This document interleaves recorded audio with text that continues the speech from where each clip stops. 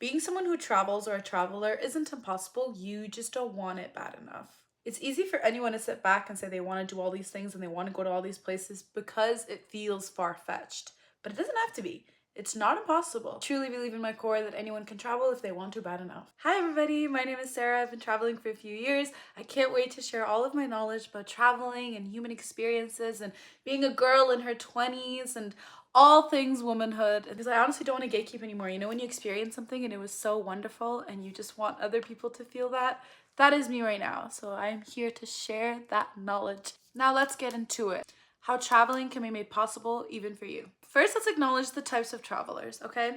There's the daddy's money, those who are generally just funded by their parents. I don't feel some type of way about that because good for you. At least your parents care about you traveling and seeing the world and they're helping you do that without needing to struggle for it. And so good for them. I'm jealous. Low-key, I plan on giving my kids like a travel fund by the time they're 18 because I need them to travel. Anyways. And then there's the backpacker. These are people who probably have had this trip planned out for a very long time and they've been saving for a very long time. And they're probably traveling between the 1 month, 3 months, 6 months mark even. And this is something that was strategic and planned out for them for a long time. I've always loved backpackers. I just couldn't do it. I don't think I am a backpacker girly, mostly for the fact that I need all of my jewelry, my fur, my heels, my dresses. I will not fit my entire life in a bag. No. I need my big ass suitcase. I don't care. Then there's the 6 on and 6 off. Met tons of people who do this, who are working 6 months of the year and then traveling for 6 months of the year. I've always found this as something that was really interesting because you get best of both worlds. You get the world where you're, you're working really hard towards something, you have a work community, you are always chasing a goal, you have like something to look forward to, something that you're working towards, and then the other 6 months you're exploring, you're seeing the world, you're not doing as much work, whatever it is. And so I always find it really interesting when I meet people like that because they have a very good balance between life and work. I know people who have like seasonal jobs and they usually are able to do that. And then there's the sold everything and ran off. The amount of people I've met who must have just had some kind of trigger in their life because they've sold their homes and sold their cars and sold everything to their name and just took all of their savings and started traveling.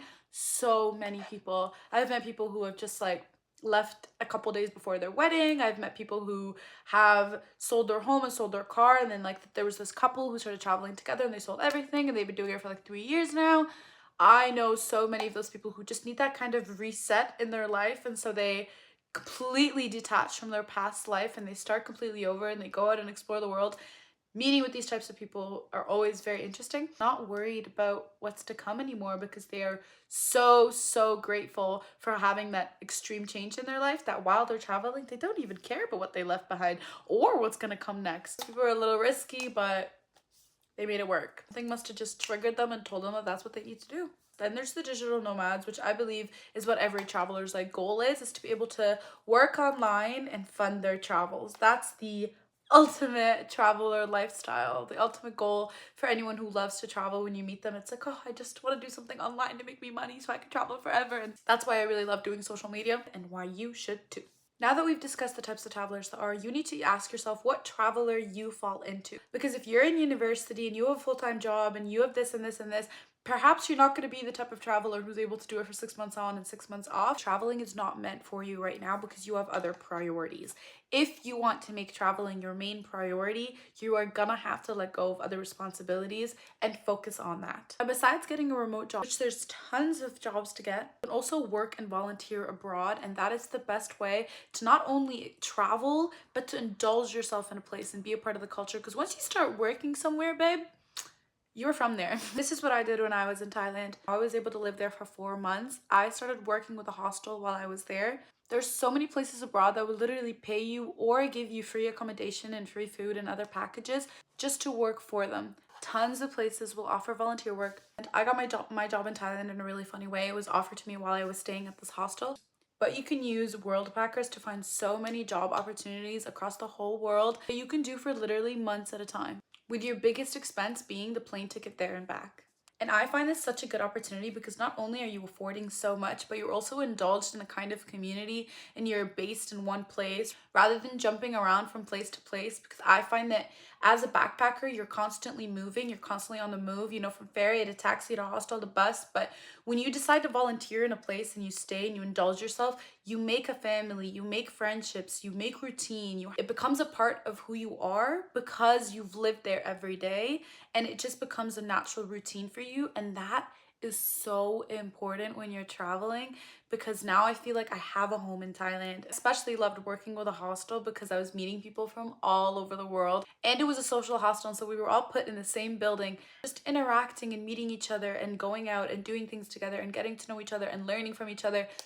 Such a good environment, such a good place to grow and learn. Another really good website for finding work abroad is AU Pair.